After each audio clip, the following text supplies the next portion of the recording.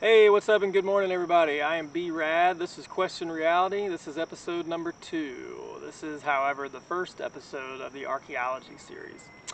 So this one is really cool, especially visually. So the archaeological site we're talking about today is Thonis Heracleion, city with two names. The first name, Thonis, was given by the Egyptians who initially built it.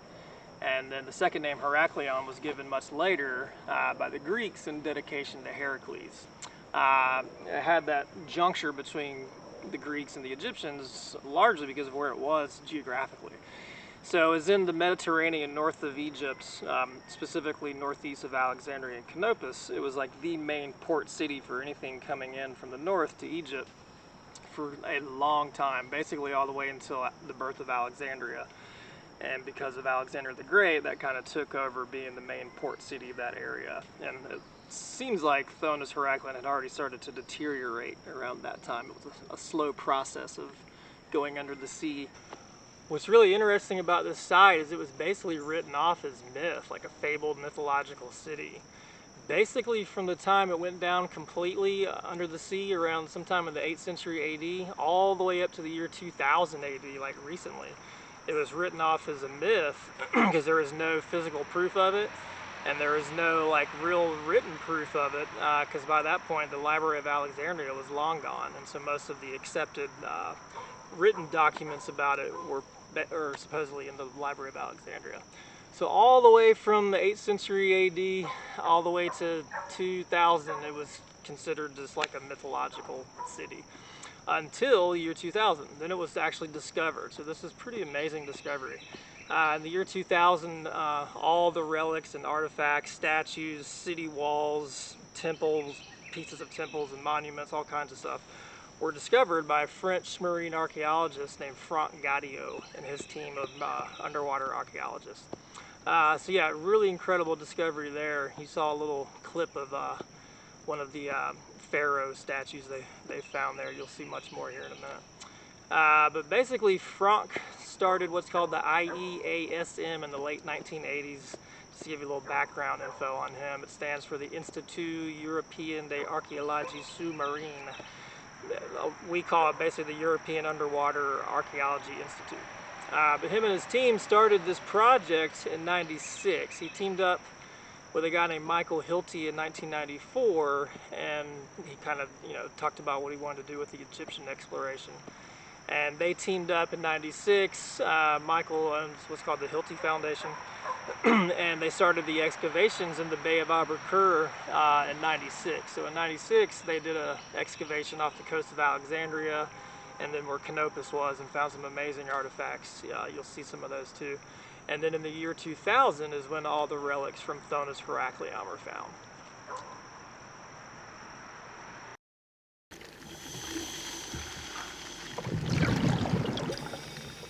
So this is some really cool and amazing footage here. This is apparently one of the first dives in the year 2000 in the Heracleion or Thonis Heracleion area. The condition of what you're seeing here with that head right there and that piece of probably the legs behind it, this is more in line of how these artifacts were looking when they first actually discovered them. In fact, a lot of them apparently were not even like that. Were just buried completely under the seabed floor or partially, and they were using ground-penetrating radar and sonar devices on the boats to help them find them. And then you can see where they sort of labeled everything to come back for the second dive to start to get them out of the actual Mediterranean Sea. That is a leg of one of these statues they're finding now. What's really interesting, one of the many things, is all this stuff here, the Heracleion site, was found in the year 2000, but there was no international press about this stuff at all until 2013. Granted, it takes a long time to get all this stuff out and preserve it and piece things back together, but people wonder if it also had a lot to do with the Egyptian Antiquities Department and kind of a subtle battle of who gets rights to what, who owns what. Apparently the British Museum wanted to buy a lot of these pieces as well and so forth. But nevertheless, it's pretty incredible. This face right here is obviously looking, you'll see in a second, looks like a different time period or in tribute to a different time period in Egypt's history. Right about there. Now, look at this still shot here, they obviously, you know, cleaned it up a little bit, but that to me looks like the exact same face you just saw at the end of that last video clip. Obviously, from a further back time period. And then same with this one. This does not look like a pharaonic Ptolemaic period at all. That looks more to me kind of like a African descent. So there's obviously there's a lot of statues on this island that covered a huge time frame or in tribute to the huge different time eras. That is supposedly Cleopatra the Second or the Third with all those barnacles all over it, according to Franck Goddio. This is one of the divers of the Hilti team just measuring the leg of that statue you just saw, probably just preparing how to get it out of the sea. Here is the statue you saw them swimming up and discovering at the very beginning there, just kind of getting that ready. It's all just incredible stuff. Here is a more full-length video of what you saw at the very beginning. It's that same pharaoh statue of the still shot you just saw. So on Franck Goddio's side, he just says it's a pharaonic or a pharaoh from the Ptolemaic period. The Guardian UK straight up said in their press that it was Ptolemy II. So I'm not sure who's right there. I pretty much trust the marine archaeologists more myself. But nevertheless, it's a very amazing discovery. I mean, can you imagine swimming and discovering this for the first time on the seabed floor of the Mediterranean? What a very cool job these guys have, obviously. Here's some still shots to give you a good idea of how difficult and how much work was to get these things out of the water. That's the head of that statue you just saw. Let's see what's next. These are the three main statues. That's the pharaoh on the left. That's they're calling Ptolemy II. The female they're saying was Arsinoe in the Guardian UK, and that last one that just went away was the deity Happy. That was attributed to the annual Nile flooding, kind of like a god of fertility. And this is all three on the dock when they just unloaded it off the boat. This is some sort of Sphinx statue that was found down there as well. The human head once again. Let's see what's next here. Stuff is so incredible. This is once again the god Happy, H-A-P-I, you see mostly, but once again he was attributed to the annual Nile flooding, a fertility god of the region to bring back fertility to the region, coordinating with the annual Nile floods. And this is him as well, as getting him hoisted up to get it out of the water. Once again, same statue made out of pink granite. You can kind of see literally the pink in the mix better in this shot here. But some of these photos are just incredible.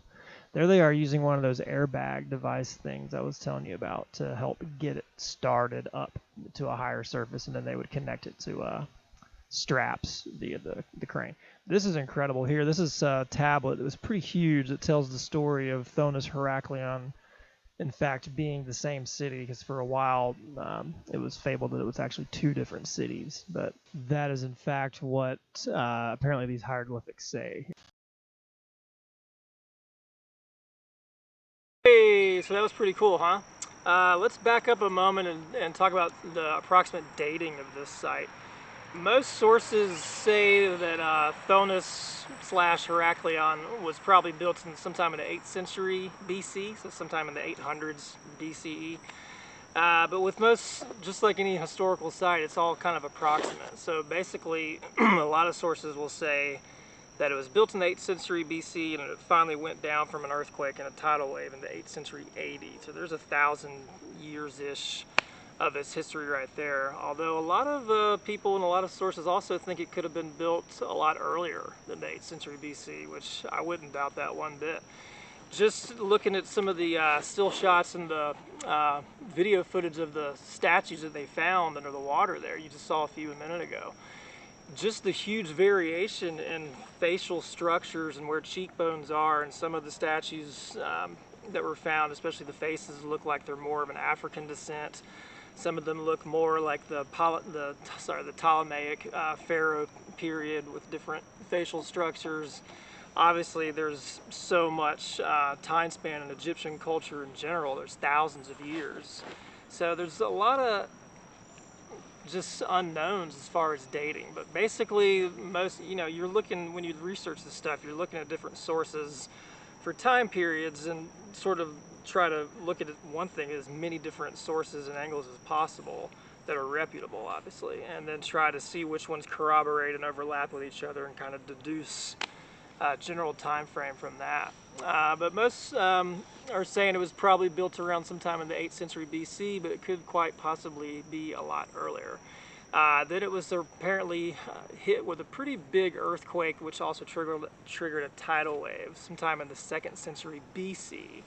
And that's when it's attributed that a large portion of Thonis Heracleion got destroyed. It wasn't completely submerged at that point, but when that happened, apparently there was so much weight. It was built in the Nile Delta, and just, it sounds crazy, but I've read like hundreds of thousands of tons to millions of tons of weight from all the statues and temples and buildings alone, literally added up to that much weight. So when the once again, some earthquake hit sometime in the 2nd century BC, so 200s, sometime in the 200s BC, which triggered a tidal wave, took out a lot of it then, but there's still some standing.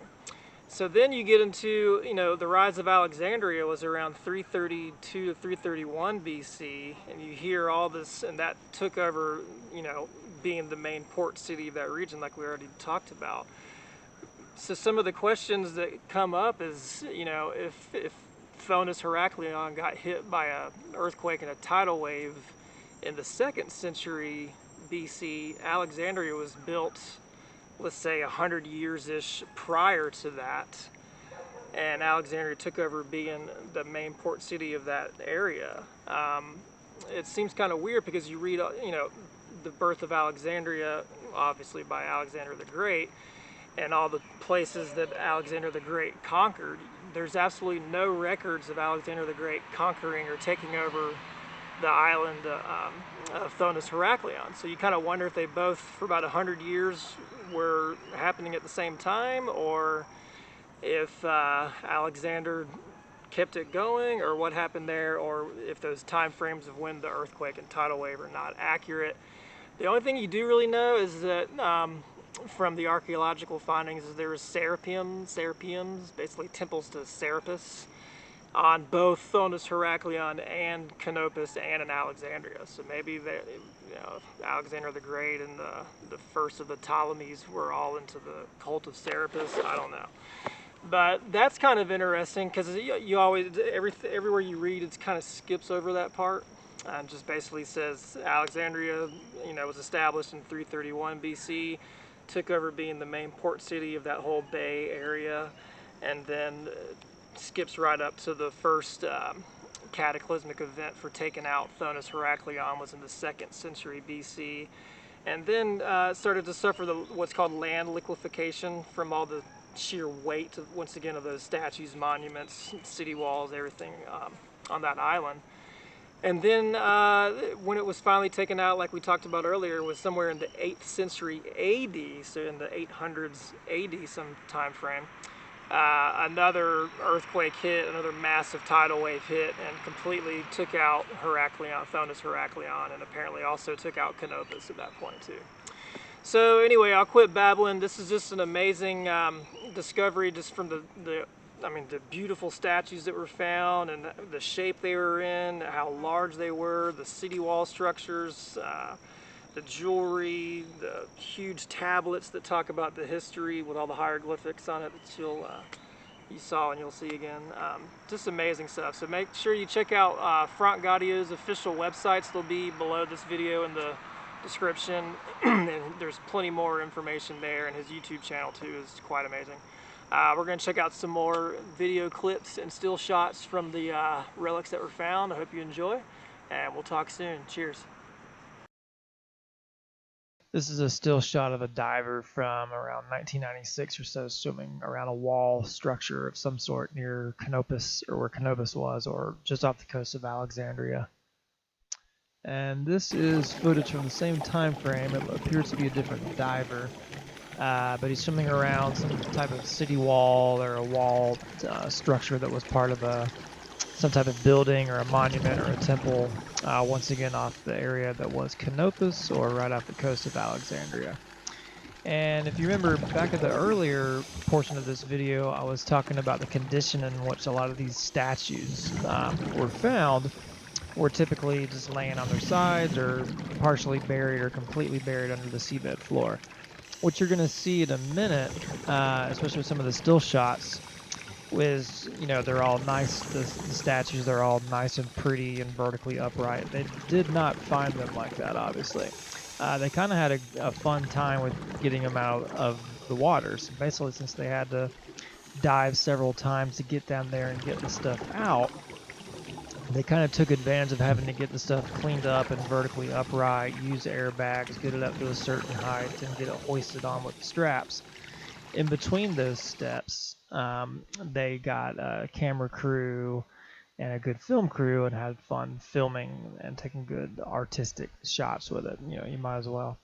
That you just saw was the head of Serapis, and then this is also that same head of Serapis, obviously very Greek looking.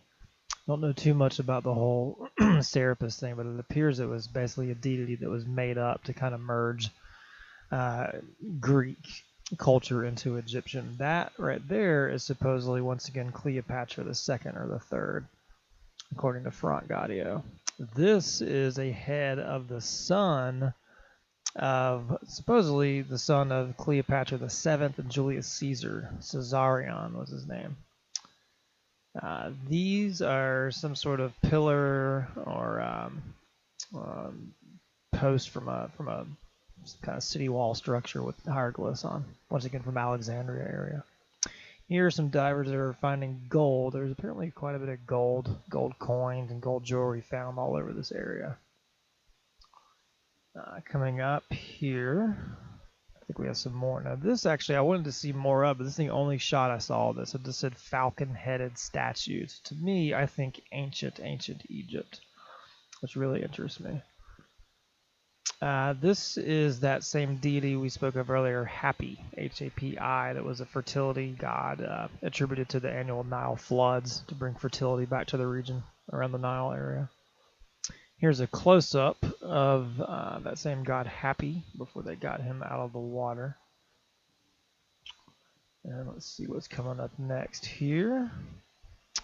This is that amazing tablet talking about Thonis Heracleion, in fact, being one city. Coming up is the man himself, Franck Goddio, talking about this tablet itself in the museum. Tout d'abord, la vie d'Héracleion, grâce à des monuments inscrits que l'on va découvrir.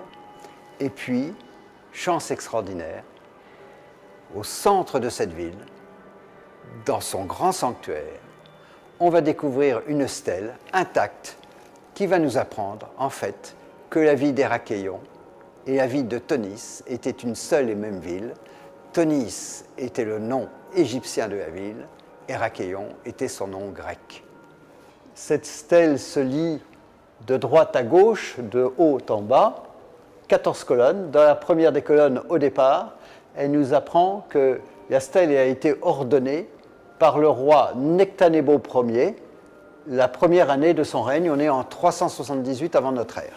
And by the way, if anyone is very fluent in French, feel free to translate precisely what he was saying there. This is a statue there of some head they found. I'm not exactly sure what area off the coast of Abukir that was. Here's a big sarcophagus the divers found. You'll start to see all these still shots, obviously, with a lot of good lighting. Like I said, once again, since they had several dives in order to get these things out of the water, they sort of had fun with it. Why not?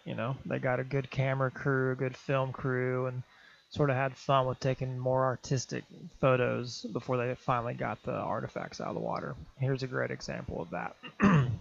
This kind of Sphinx statue there. I think there's definitely more than two of these found. Let's see. This is some sort of cup or like a coffee mug, but it's, who knows, with some kind of ancient writing on it. Let's see. These are obviously gold coins that were found on the seabed floor. Once again, there's apparently quite a bit of these and some pretty amazing jewelry made out of gold as well, you'll see. This is gold coin. Said supposedly it's Ptolemy the First head on it. Who knows? I don't really know. This is some sort of gold plate or gold tablet. It looks pretty thin to be some kind of like plaque, but there's obviously some kind of ancient writing all over it.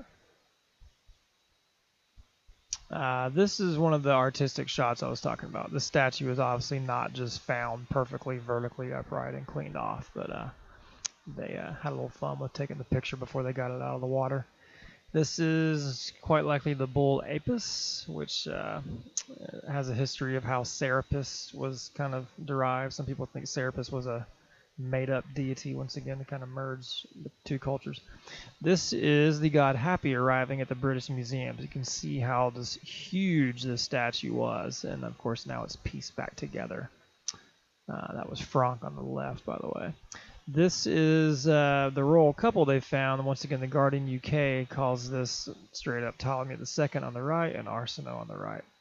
I gotta admit, the whole Ptolemaic period of Egyptian culture is not my favorite. I'm very into ancient origins of Egypt and the period of where there was Nefertiti and Akhenaten interests me a lot, and then quite possibly the possibility of ancient pre-flood civilizations coming over to Egypt, the true age of the Sphinx that's being worked on by the geologist named Robert Schoch. But regardless, all these artifacts was just amazing because once again, this whole entire site was just written off as myth because it was submerged underwater up until the year 2000 AD. That's pretty cool. That was apparently found or originally mounted on some kind of pillar or a wall, like a candle holder type of thing. This right here is pretty amazing. It was a gold, it looks like a necklace of some sort, some kind of gold jewelry with lapis lazuli mixed in there as well. And let's see. This they just said was a small pure gold ring with a tiny oil lamp on it. I have a hard time seeing the whole thing, but anyway, that's what it is apparently. I believe this is a miniature. This is not, from what I read, a full-length mummy in a coffin or whatever. This is a shot taken out of the SLAM, the St. Louis Art Museum. They started doing museum tours all around the world around 2016, I think all the way through 18. This, I believe, is the British Museum. That could possibly be the Cairo Museum. But you see sitting down Osiris, Isis, and you see the colossal statue of Happy in the back. Now what you're going to see is some of the footage of the museum tours. Most of these are either in Paris or at the British Museum. But you see a lot of the stuff that you saw underwater now cleaned up nice and pretty and in the museum. There once again is that amazing tablet with all the hieroglyphs on it that tell the story of indeed Thonis Heracleion being the same city, not separate. Just beautiful artwork on there too. So sit back and enjoy, and a lot of this stuff is very, very cool here.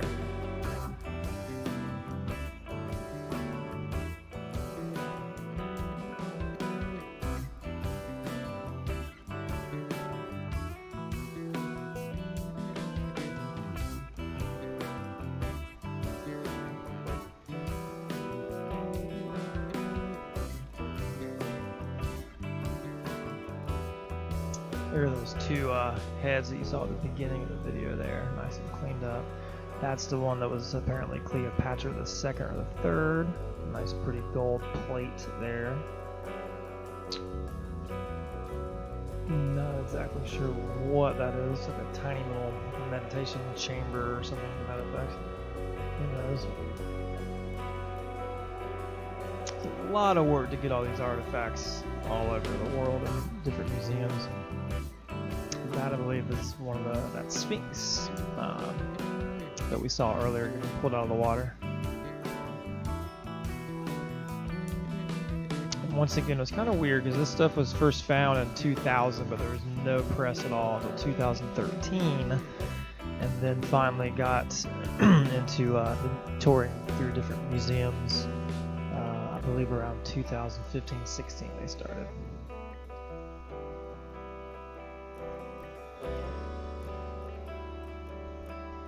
think that might be the face of Arsinoe. I'm not sure who that is. There's Serapis once again.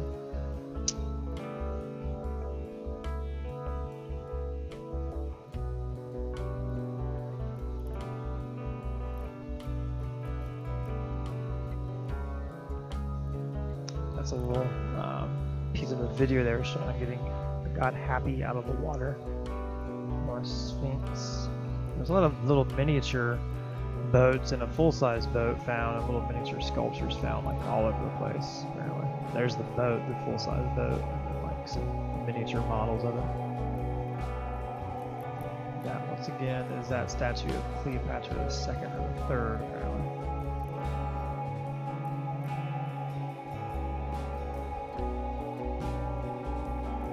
So this is really amazing because it shows us how little we know about our history.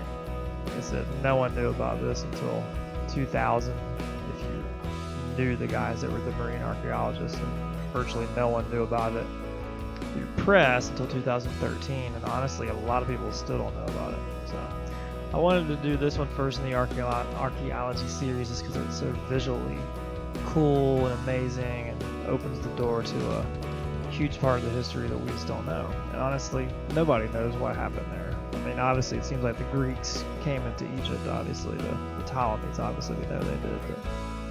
But anyway, just an amazing discovery. Like I said, I'm really into archaeology, so. And there, once again, is Osiris, Isis sitting down, and then the back is Happy, the god, fertility god. Alright, that's it for this episode. I hope you enjoyed it. I know everybody else always says this, but if you did like what you see, please feel free to hit the subscribe button down below, and then when that bell pops up, hit the bell and you'll get all of the notifications for all new videos. If you also feel so inclined to support this channel, there is a link to a Patreon page below this. Alright, thanks so much again. We'll see you next time. Cheers.